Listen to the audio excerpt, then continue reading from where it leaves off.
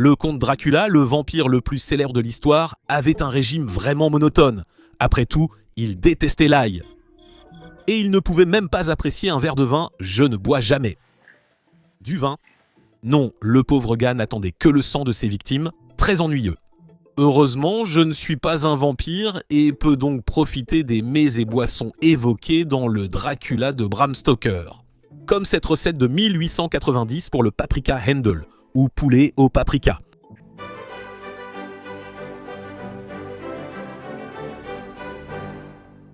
En 1897, l'auteur irlandais Bram Stoker a publié le roman gothique Dracula.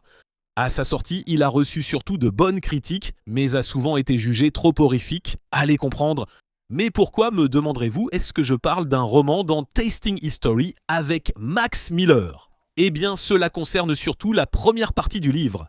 Voyez-vous, le roman est écrit dans un style épistolaire, ce qui signifie qu'il est en fait raconté à travers une série de lettres, de journaux intimes, de coupures de presse et d'entrées de journal. Et le premier chapitre est en fait l'entrée de journal du personnage Jonathan Harker. C'est un notaire anglais qui se rend en Transylvanie pour rencontrer le comte Dracula qui souhaite acheter une propriété en dehors de Londres. Et pendant son voyage à travers l'Europe centrale, il écrit essentiellement comme un blog de voyage, parlant surtout de la nourriture qu'il mange. En arrivant à Klausenberg, il écrit « Je me suis arrêté pour la nuit à l'hôtel Royal. J'ai dîné, ou plutôt soupé, d'un poulet préparé d'une certaine façon avec du poivron rouge. C'était très bon, mais ça donne soif. Note, prendre la recette pour Mina. J'ai demandé au serveur, il m'a dit que cela s'appelait paprika Handel et que, étant un plat national, je pourrais en trouver partout dans les Carpathées. Aujourd'hui, il serait difficile de trouver du paprika Handel sur un menu, surtout près de la Transylvanie, et cela parce que le mot Handel est en réalité un mot allemand pour désigner le poulet. La Transylvanie appartenant alors à l'Empire austro-hongrois, on y utilise le mot allemand. Harker note que ces notions d'allemand lui ont été très utiles ici. En effet, je ne sais pas comment je pourrais m'en sortir sans cela. Aujourd'hui, ce plat est plus souvent connu sous son nom hongrois, paprikas csirke ou poulet au paprika. Est-ce que c'est du paprikash? Harker note dans son journal de prendre la recette pour Mina, Mina étant sa fiancée restée en Angleterre. Mais puisqu'il rencontre bientôt le comte Dracula et finit hospitalisé en Hongrie, je doute qu'il ait réussi à envoyer cette recette à Mina. Heureusement pour moi, il existe une recette dans un livre de cuisine appelé Valódi Magyar Zsákecskiniv, publié à Budapest en 1892, soit seulement 2 ans après l'époque à laquelle le roman est censé se dérouler. Cela débute par l'explication du découpage du poulet, puis il faut mettre un morceau de graisse gros comme un œuf dans une marmite. Quand la graisse est chaude, ajoutez 2 oignons hachés et une cuillère de paprika rouge, puis le poulet immédiatement. Salez, versez un demi-litre d'eau, couvrez et en remuant souvent, laissez mijoter pendant une demi-heure. Pendant ce temps, veillez à ce que cela ne se défasse pas à la cuisson. Quand le poulet est tendre, préparez un liant pour la sauce avec 3 décilitres de très bonne crème aigre et une petite cuillère de farine. Versez cela dans le bouillon de poulet, mélangez bien et faites bouillir le tout ensemble. Servez-le sur un long plat entouré d'orge, aux œufs ou de galouchka, des quenelles, pas très éloignées de la recette moderne. Donc, pour ce plat, il vous faudra 4 à 5 livres, soit 2 kg de poulet coupé en morceaux, les cuisses et les hauts de cuisse conviennent bien, 2 cuillères à soupe de schmaltz, qui est de la graisse de poulet fondue, bien que le saindoux ou l'huile végétale conviennent aussi. 2 oignons moyens, environ 500 g finement hachés, 1 cuillère à soupe de sel pour le poulet, plus une autre cuillère à café pour les oignons, 2 cuillères à soupe de paprika doux hongrois, 2 tasses ou 500 ml d'eau ou de bouillon de poulet. J'utilise du bouillon simplement parce que cela va ajouter plus de saveur, 1/4 tasse ou 300 g de crème aigre et 1 cuillère à soupe de farine. Séchez le poulet avec du papier absorbant, salez-le avec une cuillère à soupe de sel, puis réservez. Faites chauffer le schmaltz ou une autre graisse dans une grande marmite à feu moyen vif. Quand c'est chaud et brillant, ajoutez les oignons, saupoudrez l'autre cuillère à café de sel, mélangez pour les enrober et faites cuire 10 minutes jusqu'à ce qu'ils soient tendres et dorés. Ensuite, retirez la marmite du feu et saupoudrez le paprika. Il est important de le faire hors du feu pour éviter que le paprika ne brûle pendant que vous le mélangez avec les oignons. Quand les oignons sont bien enrobés, remettez la marmite sur le feu et ajoutez le poulet en mélangeant pour qu'il s'imprègne du paprika et des oignons. Ajoutez quelques morceaux à la fois. Laissez le poulet cuire quelques minutes pour qu'il prenne de la couleur en le retournant toutes les minutes environ. Ensuite, versez l'eau ou le bouillon de poulet, laissez mijoter. Réduisez ensuite le feu à moyen doux, couvrez et laissez mijoter 30 minutes. En remuant toutes les 10 minutes, le poulet doit devenir tendre sans se défaire. Une fois que le poulet est presque prêt, mélangez la crème aigre et la farine jusqu'à obtenir une consistance lisse, puis incorporez un peu de liquide chaud pour tempérer la crème aigre. Versez ensuite le tout dans la marmite, mélangez et laissez mijoter doucement jusqu'à ce que la sauce épaississe. Je laisse mijoter environ 20 minutes. Et même quand c'est prêt, vous voulez le laisser sur la cuisinière à la température la plus basse, juste pour le garder au chaud et permettre à toutes les saveurs de bien se mélanger. Ça aide vraiment et vous pouvez profiter de ce temps pour préparer vos galouchkas ou vos quenelles qui accompagnent traditionnellement ce plat. Mais avant de les préparer, je voulais juste vous le dire, j'ai signé beaucoup d'autres exemplaires du livre de cuisine Tasting History et je travaille avec plusieurs petites librairies indépendantes à travers le pays pour les distribuer. Je mettrai un lien dans la description ou rendez-vous sur Tasting History comme cookbook pendant que je parle des aliments cités dans Dracula de Bram Stoker.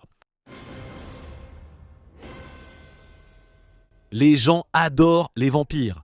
Ils font l'objet de livres, de films et de séries télévisées depuis plus de 200 ans et je pense qu'une des raisons pour lesquelles nous les aimons autant, c'est parce qu'ils sont souvent ancrés dans la réalité, pas les vampires eux-mêmes, mais les mondes dans lesquels ils évoluent.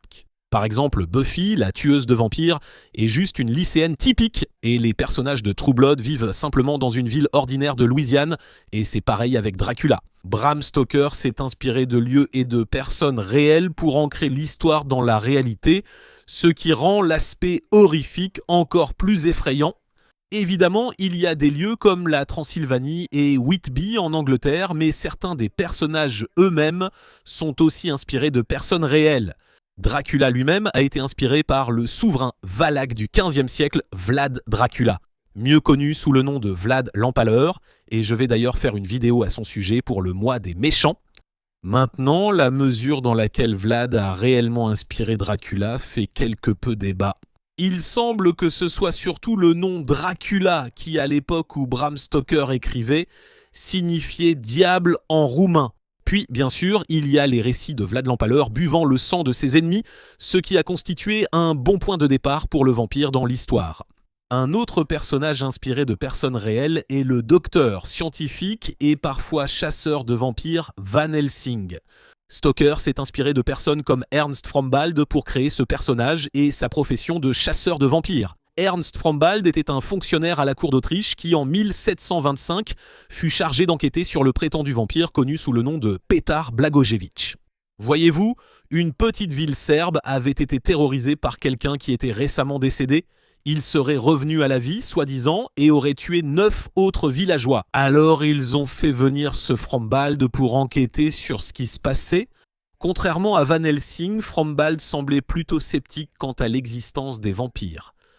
Mais tout comme Van Helsing, il a fini par participer à l'empalement de ce supposé vampire Blagojevich. Un journal de l'époque a rapporté qu'il a fini par accompagner les villageois pour déterrer la tombe, et après avoir ouvert le cercueil, ils ont vu que le corps du défunt n'était pas décomposé, comme s'il avait été enterré depuis quelques heures, et non, il y a 10 semaines. Après avoir été transpercé avec une tige d'aubépine, du sang rouge et frais a coulé du corps de Pétard, de son nez et de ses oreilles. Ensuite, le corps a été brûlé pendant que le prêtre lisait les prières. Après cet acte, les morts mystérieuses dans le village ont cessé. Mais peut-être que le personnage qui ancre l'histoire dans la réalité plus que tout autre est Jonathan Harker. Je veux dire, quoi de plus réaliste et banal qu'un avocat qui va conclure une transaction immobilière avec un homme riche ? Et comme pour insister sur la banalité du voyage de Harker au château de Dracula, il utilise les premières pages comme un blog de voyage, détaillant essentiellement la nourriture qu'il a mangée. Et tout comme dans un blog de voyage moderne, il ne parle pas seulement de la nourriture, mais il partage aussi ses impressions sur celle-ci, comme avec le paprika Handle qu'il qualifie de très assoiffant. Au début, je pensais que cela voulait dire qu'il trouvait le plat sec, comme si le poulet était sec. Mais le lendemain matin, il accuse en fait le plat ou l'un de ses ingrédients d'être responsable de sa nuit agitée, et donc on a un peu plus de contexte. Je n'ai pas bien dormi, même si mon lit était assez confortable, car j'ai fait toutes sortes de rêves étranges. Un chien hurlait toute la nuit sous ma fenêtre, ce qui a peut-être un lien avec ça. Ou c'était peut-être le paprika, car j'ai dû boire toute l'eau de ma carafe et j'avais encore soif. Donc, alors que le lecteur sait qu'il y a quelque chose de sinistre dans l'air qui empêche Harker de dormir, il en rejette la faute sur sa délicate constitution anglaise, même s'il réessaie le lendemain matin au petit déjeuner. J'ai pris au petit déjeuner encore du paprika et une sorte de bouillie de farine de maïs qu'ils appelaient mamaliga, et des aubergines farcies avec de la viande hachée, un plat vraiment excellent qu'ils appelaient implatata. Note, obtenir la recette de ce plat aussi. La mamaliga est un plat roumain similaire à la polenta, préparé avec du maïs venu des Amériques. Cependant, comme le maïs n'est arrivé dans cette région qu'au XVIIe siècle, je crois, on l'a préparé auparavant avec du millet.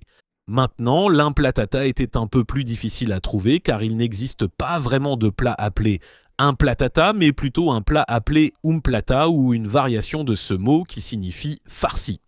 Et jusqu'à aujourd'hui, il existe un plat, soit une courgette, soit une aubergine, qui est farci avec du bœuf haché. Mais le repas qui m'a vraiment entraîné dans un véritable dédale, et je vous invite à m'y suivre, c'était le repas que Harker a pris la veille de sa rencontre avec Dracula. J'ai mangé ce qu'ils appelaient le steak du brigand. Des morceaux de bacon, d'oignons et de bœuf assaisonnés de paprika enfilés sur des brochettes et rôtis au feu, dans le style simple de la viande pour chat de Londres. Pardon, quoi? De la viande pour chat? Que se passait-il exactement à Londres à cette époque? Je sais que Madame Lovett, dans Sweeney Todd, se plaignait que sa voisine, Madame Mooney, transformait les chats en tourtes, mais je pensais que c'était juste une histoire, et en fait, c'en était une, parce qu'à cette époque, la viande pour chat ne désignait pas la viande de chat, mais plutôt de la viande destinée au chat. La viande était en fait de la viande de cheval, et aujourd'hui, on ne pense même plus à quel point les chevaux étaient omniprésents à l'époque. Mais en gros, si vous regardez autour de vous dans la rue, pour chaque voiture ou chaque camion que vous voyez, il y avait à l'époque quelques chevaux à leur place. Et tout comme avec les voitures, il y avait toute une économie qui tournait autour des chevaux. Des cochers les conduisaient, des maréchaux ferrants les ferraient, des selliers fabriquaient selles et harnais, et des palefreniers s'en occupaient.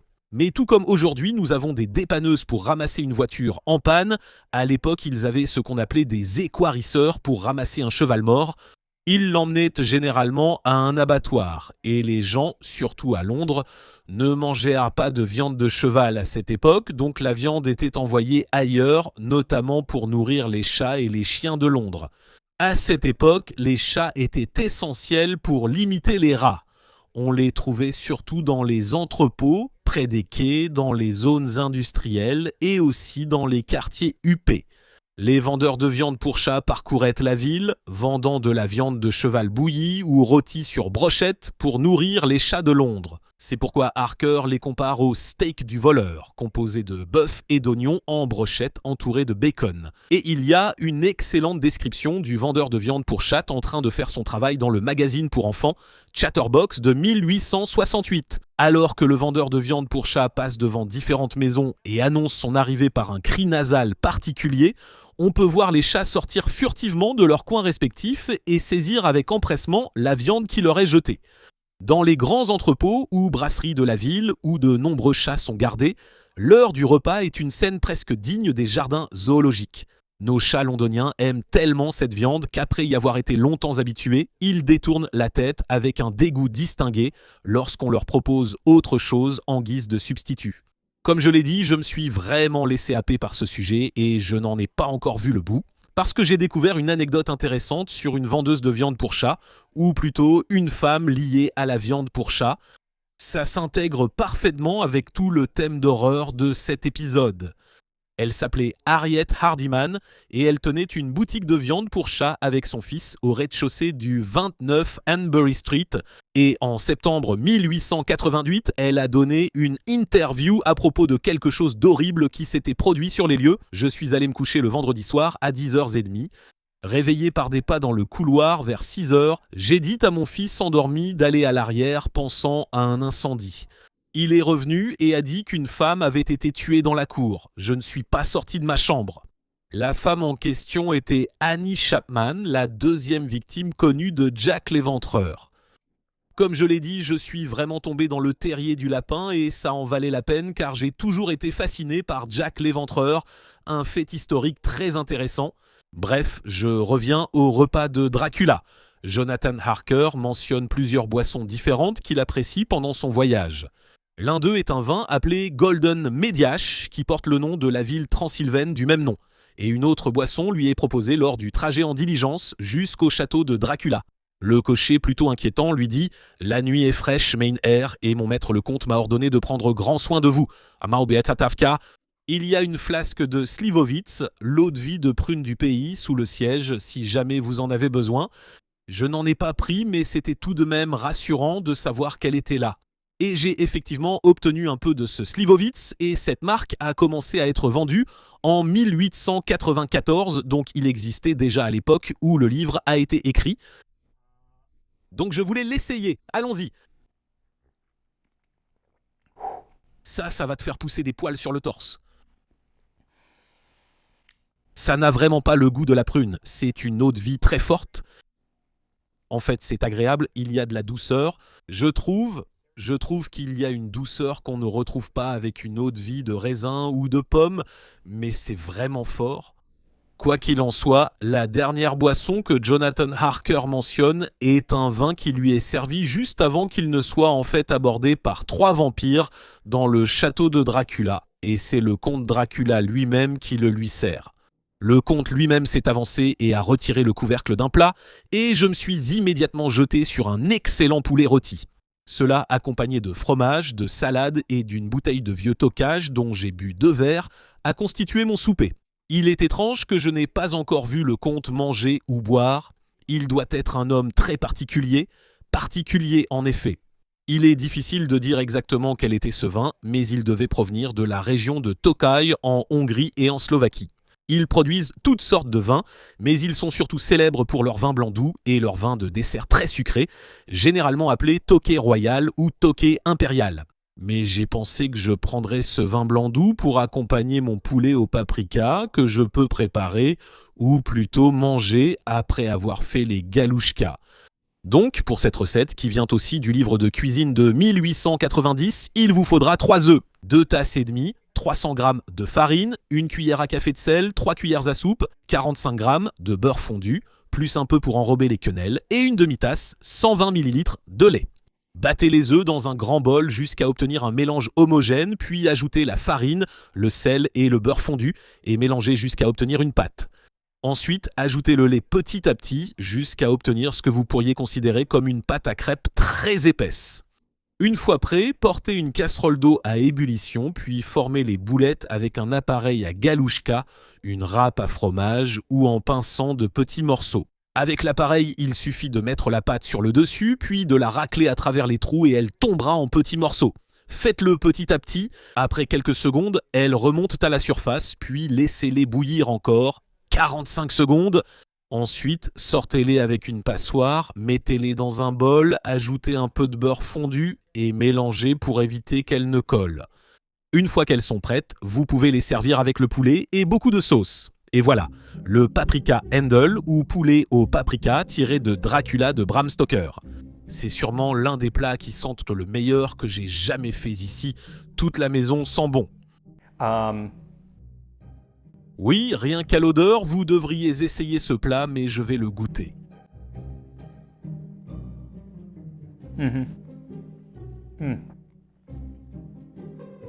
Je savais que ça allait être tellement délicieux, et j'avais raison. Tellement bon. Laisse-moi goûter la galouchka, on les appelle parfois aussi nokidli, c'est pareil. Elles me rappellent un peu des nouilles au beurre. J'ai vu des recettes modernes où ils ajoutent des épices et d'autres ingrédients pour plus de saveur, car il n'y a que des œufs, de la farine et du lait. Elles sont vraiment bonnes, mais la vedette, c'est le poulet. Tu peux aussi préparer le poulet avec du riz, des nouilles ou autre chose, car la texture est agréable, ça se défait un peu, mais tiens, il ne faut pas le laisser trop longtemps pour éviter qu'il s'effondre. Mais c'est tellement tendre. Mais la saveur, c'est vrai. Tu prends le c'est le paprika qui domine. Tu pourrais mettre plus de paprika. Le paprika est vraiment délicieux, et c'est du paprika doux, donc ce n'est pas du tout piquant. C'est ce qu'ils utilisent généralement pour ce plat en Hongrie. C'est vraiment plein de saveurs. Entre ça et les oignons, il y a cette saveur merveilleuse, réconfortante, chaleureuse, parfaite pour l'automne et l'hiver. Et... ouais, tu dois absolument l'essayer. Aussi, je voulais l'essayer avec le Tokaji. Comme je l'ai dit, j'ai pris un des blancs doux. Ils sont plus courants aujourd'hui, mais historiquement, il y avait aussi des rouges et divers vins plus secs. Celui-ci reste l'un des blancs les plus doux sans être un vin de dessert. Il est à la limite, mais assez doux. Honnêtement, si tu me disais que c'était du cidre de pomme, je te croirais probablement. C'est vraiment bon quand même. Ce n'est juste pas ce à quoi on s'attendrait normalement en commandant un verre de vin, mais j'aime bien. Et comme je l'ai dit, la semaine prochaine, si tout se passe comme prévu, j'aurai une vidéo sur la personne, la figure historique qui a inspiré le comte Dracula, Vlad l'Empaleur. N'oubliez pas, si vous voulez un exemplaire dédicacé du Tasting History Cookbook, les liens sont dans la description pour savoir où vous pouvez les obtenir et ils livrent. Et oui, je vous retrouve la prochaine fois sur Tasting History.